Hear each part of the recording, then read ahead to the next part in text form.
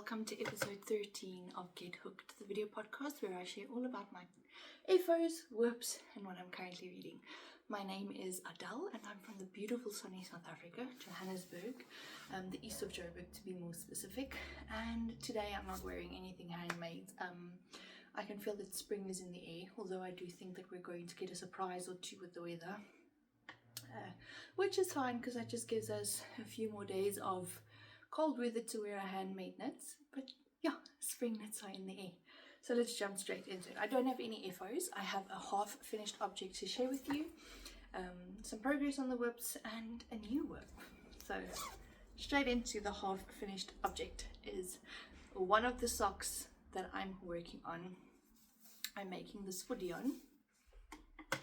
And it is in Regia's Pairfect, which means the second sock is going to look exactly like this one with the patterning and everything. So yeah, I think in the last episode I had just started the cuff, so I flew through this one, and I think it is because this yarn gives me that just one more row syndrome. And I really enjoyed making this. I did a 2x2 ribbed cuff, just plain vanilla stockinette knitting. I did a short row heel, which is one of my favorite ways to do heels because I can memorize the steps easily, more easily than doing a what do you call it, heel flap stitch, slip stitch, heel flap and gusset. So the short row heel just goes a lot quicker for me. And yeah, I did this on a 9-inch circular, my absolute favorite way to knit socks, and a normal rounded toe. I've also gone and sewn away all the ends of the sock, so I just need to finish the second one and it will be done. I did change this one up slightly. I usually do a 72 stitch sock for Dion, but I decided to size down one, and I ended up making a 68 stitch sock, which still fits. The only issue is a little bit around the heel, but with some wear and I think after the first wash it will relax a little bit and it will fit perfectly fine. So that's the only half finished object I have. Let's jump straight into whips. On the sock notes, I have started the second sock. Literally just started it. You can't even see that it's ribbing yet. So 2x2 ribbing, and this is what the yarn looks like. The yellow is the start and end sections, so I'm drawing this from the middle as there's an easy start on the yarn label. So just like the yarn label suggests, working it exactly as per pattern, and hopefully we'll have 2 matching socks by the end of this, which are a lot of fun to work with. This is what the yarn label looks like. So essentially we're going to end up with 2 socks, 2 matching socks exactly like that. The inside of the ball band also has some instructions. If you have basic sock knitting skills, you can absolutely do one of these perfect sock sets. Is it called a sock set? I don't know. Alright, but the colorway is 09138. And yeah, it's just got a ton of blues. There's a little bit of purple, a little bit of purple, a little bit of yellowish, but it's mostly just different shades of blue and some patterning. And yeah, a ton of fun. I love working on these. I think I've made, this will be my 4th Pairfect pair, and yeah, every time it's just so much fun. It really does bring me a lot of joy. My second whip is a returning whip, one that you've seen many a times before. And I did make some good progress, and I'll tell you now why. I am making progress on Dion's Real Easy Raglan because I've decided I've tried something new. So instead of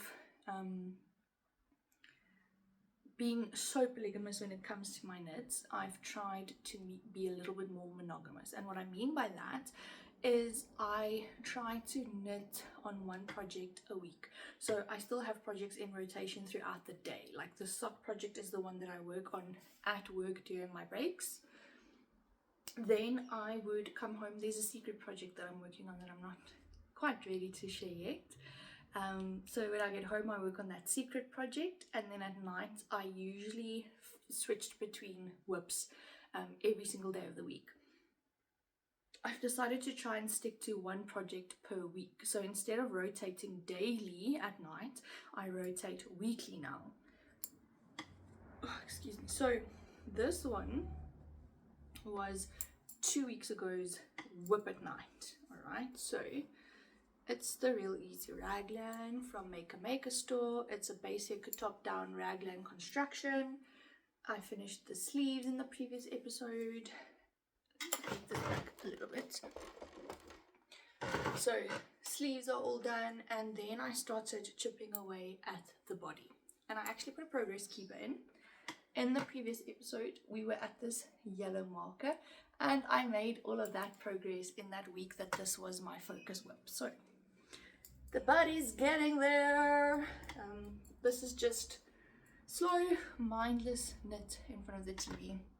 Oh, sorry, I messed the camera up now and I move this thing back. There we go. So this is just a slow, mindless knit in front of the TV, although this week I've decided that I have spent too much time in front of the TV, so we won't be watching TV anymore.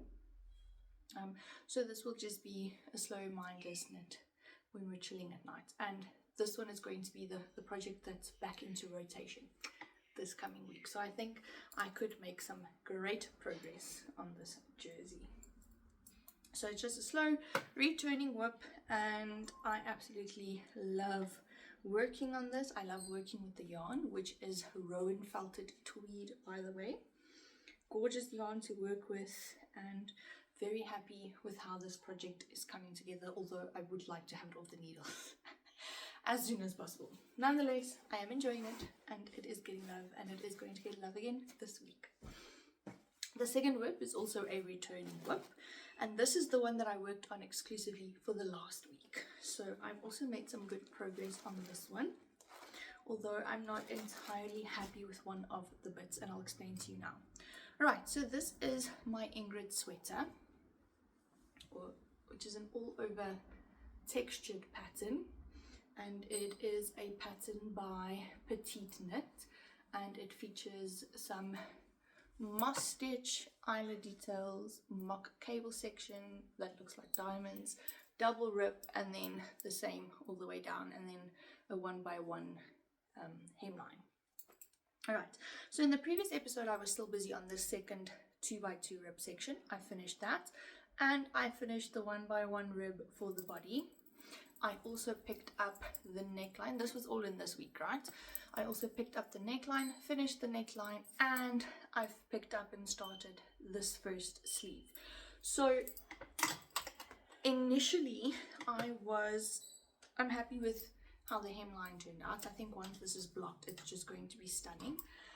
Initially I didn't want to do the funnel neck, and then I changed my mind. I fell in love with it. So I fell in love with the uniqueness of it, and I decided I'm going to do the funnel neck, and I really love how it turned out, except for my bind off. Alright, so I think yes, you can see that it's a little bit wobbly. Alright, now that wobble remains when it's on. I'll see if I can insert a picture. So it's just not giving the sleekness that it has in the pattern, on the pattern pictures.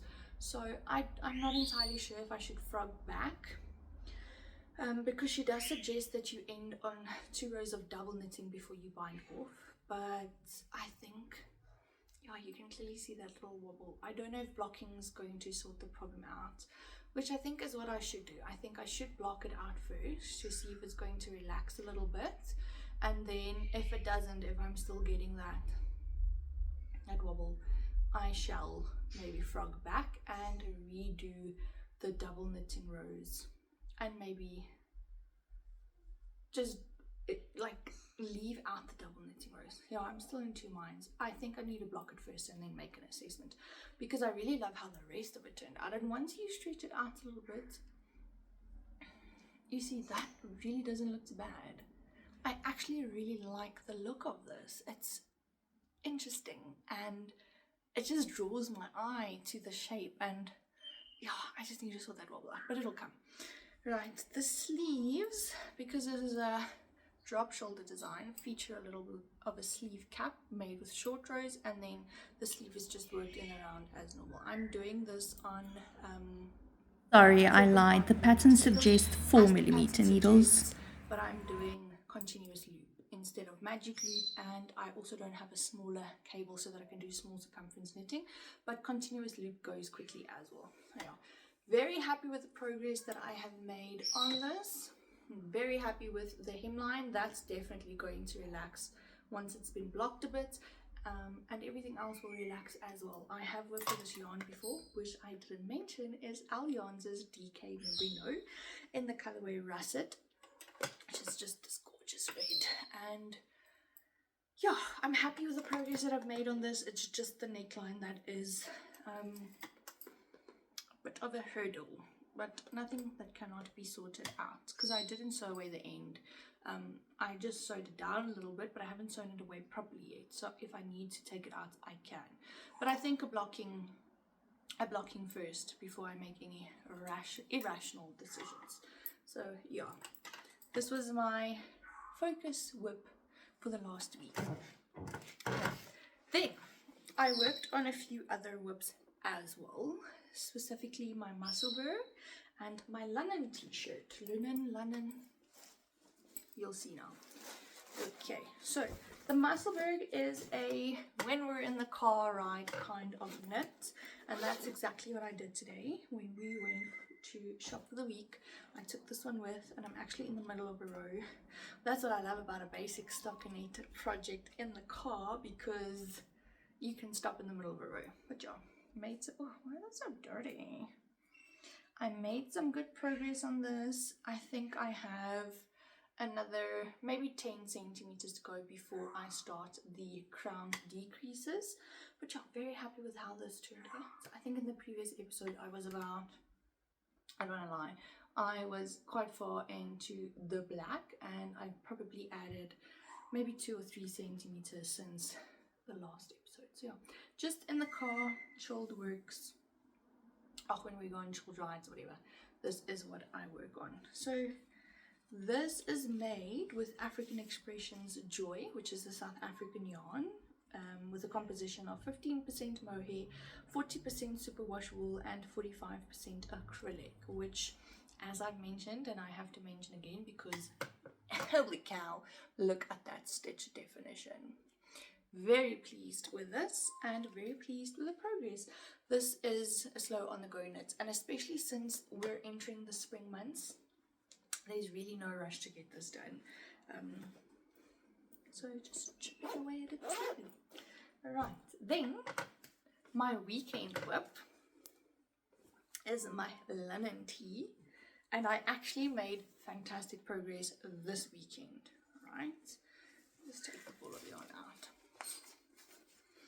I am doing this on 3.5mm needles, and I'm making it with Allianz's cotton 4-ply, and this one is in the colorway Dusty Pink. And she is a Bayute. Right, in the previous episode I had finished the back, I had finished the front left, and I had just picked up for the front right. So I finished the front completely. I've actually joined the front, and I've joined in the round. So there was good progress made on this. So I'm probably a little bit more than 1 centimeter into the body. And I am loving this knit, especially now that I've joined in the round. It's mindless enough to do whilst being in a conversation or being busy with something that doesn't require my physical attention, but engaging enough so that I can still check in every few rounds or every few stitches. So really loving how this is turning out. I also did a fit check yesterday, and I have so much work to do on the body.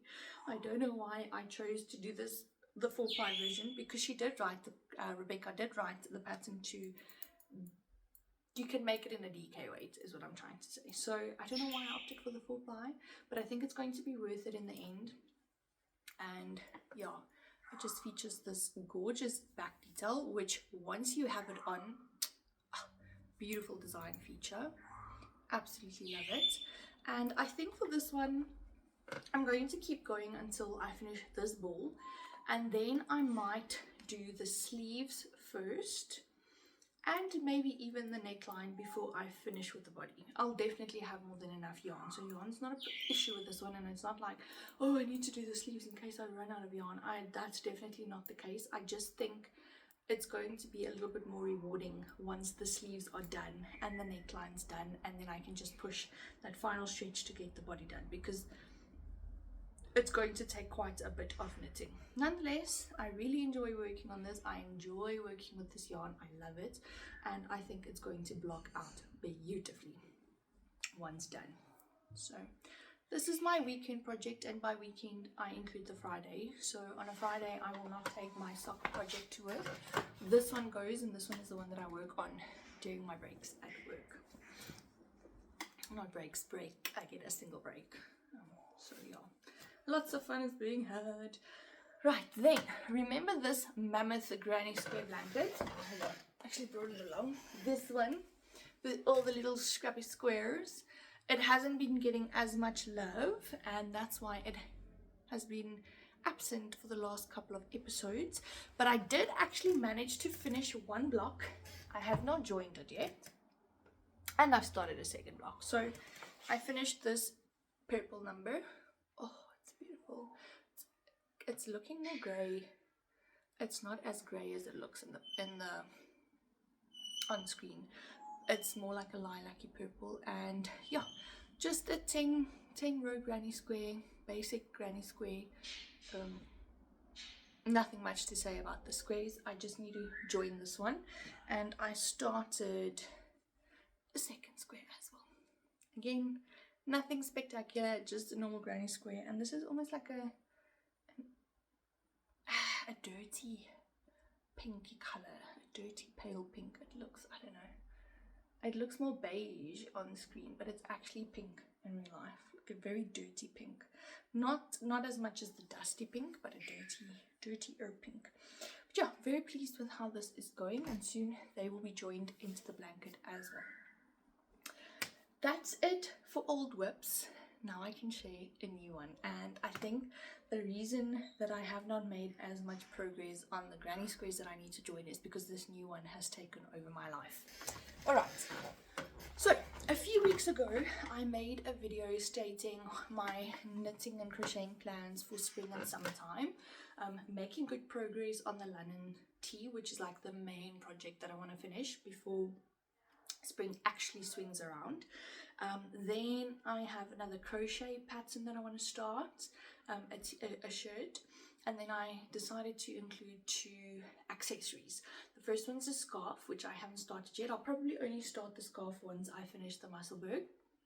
The second one was a bag, and I've actually started on the bag.